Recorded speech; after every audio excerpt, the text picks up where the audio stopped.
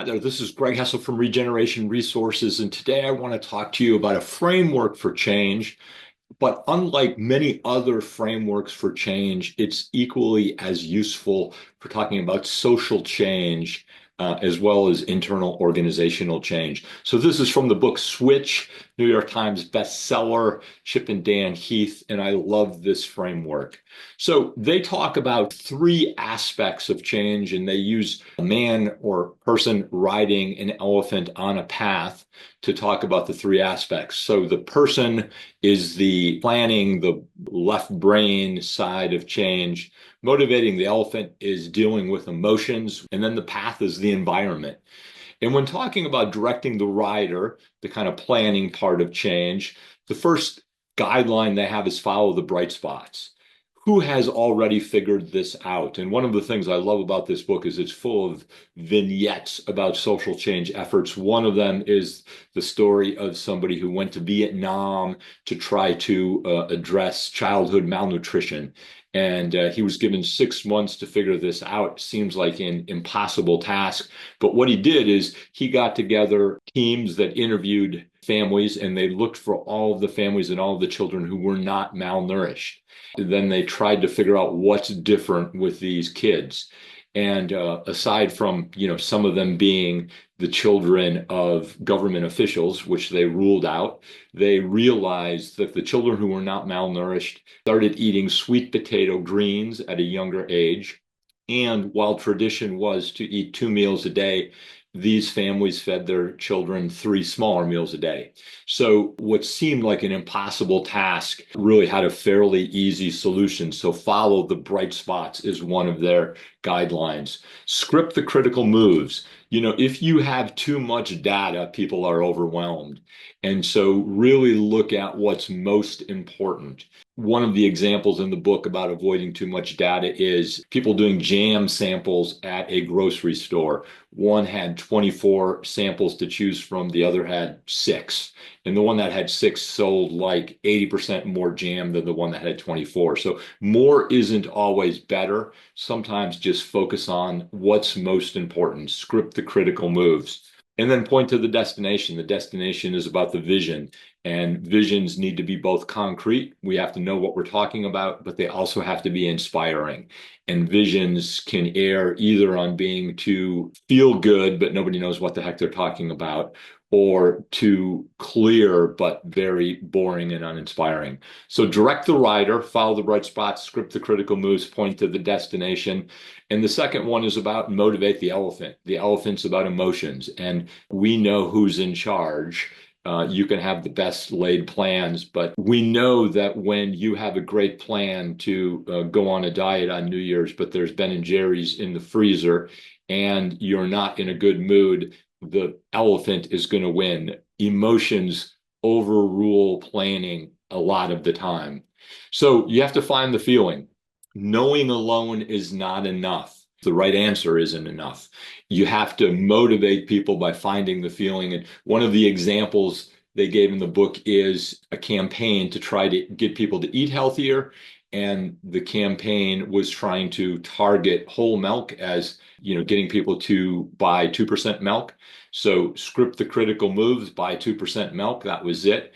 But they also, just as an image, got the amount of fat that was in a gallon of milk, of whole milk, and it completely grossed people out. And so finding the feeling, what's the feeling, was really a key part of that.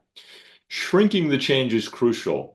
Change can seem overwhelming. So they talk about inch pebbles instead of milestones. Immediate wins are positive reinforcement. AA, Alcoholics Anonymous, says 1 day at a time. Sometimes when people are trying to start new habits like exercising, they can't exercise a half hour a day, but they can exercise for a minute a day. They get momentum. Similarly, when people are trying to get out of debt, the left brain, the planning side says it's most effective to get the debt with the highest percentage of interest. But really shrinking the change is which is the lowest amount and the easiest to get rid of so that I can start feeling some momentum. And then the other study they talked about in the book was a coffee card club where everybody gets a card. They need 10 punches to get a free cup of coffee. One was people got a card with 10 empty punches, and that's kind of the normal way of doing it. When people got a card requiring 12 punches, but two of them were pre-punched, the net result is the same. They were much more likely to use it. So shrinking the change, giving people a sense of momentum, thinking inch pebbles instead of milestones, and then grow the people, think of their identity. That's another way to lean into motivating the elephant. And the last is about the environment. It's about shaping the path. So tweaking the environment. Amazon has figured out how to tweak the environment. One-click ordering. You want people to eat healthier, smaller bowls. People who have been on diets have learned that a long time ago. Smaller popcorn buckets is much easier than getting people to control themselves. One of the things I do when I'm trying to listen to people in my computer is dinging at me. I'm kind of like a Pavlovian dog and I want to look at it. So just moving my chair so I'm not staring at my computer, which is dinging at me, which I know is going to distract me. And then there's also a fascinating study in the book about hospitals trying to decrease the amount of medication errors. And so for years, they thought about it as a people problem instead of an environment problem. And they just said to people, focus more, focus more. But what happens in hospitals is there's dozens of interruptions.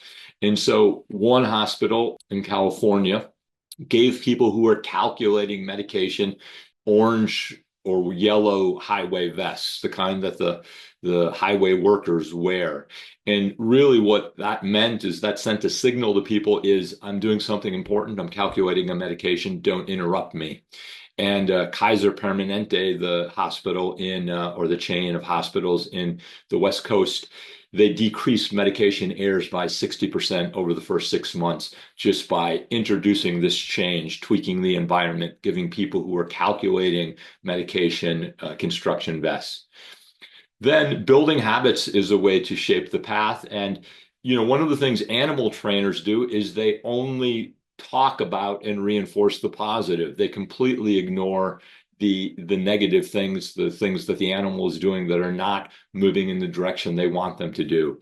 Checklists are another way to build habits, just helping people track things. And then the last part of shaping the path is rallying the herd. Behavior is contagious. People want to do what their colleagues are doing. And so seating tip jars is a way that bartenders rally the herd. It kind of sends the message, other people are tipping me, don't be stingy. A hospital started putting little signs up in their bathroom saying, we appreciate the 76% of our patrons who reuse their towels. It sends the message that other people are doing this, you should also. And the last example, just to highlight rallying the herd, is the designated driver campaign, which was introduced into the United States by somebody who got 50 different television shows to dedicate 10 seconds to a designated driver. So on Cheers, somebody said, hey, can I call your designated driver? It just sends the message that other people are doing this and behavior is contagious. So it makes people want to follow suit. So again, just to summarize, directing the rider, motivating the elephant, shaping the path are the three parts of this framework. The book is fascinating. It's a very easy read. So if you want, pick it up. I hope this is useful. I'll have another video for you real soon. Thank you.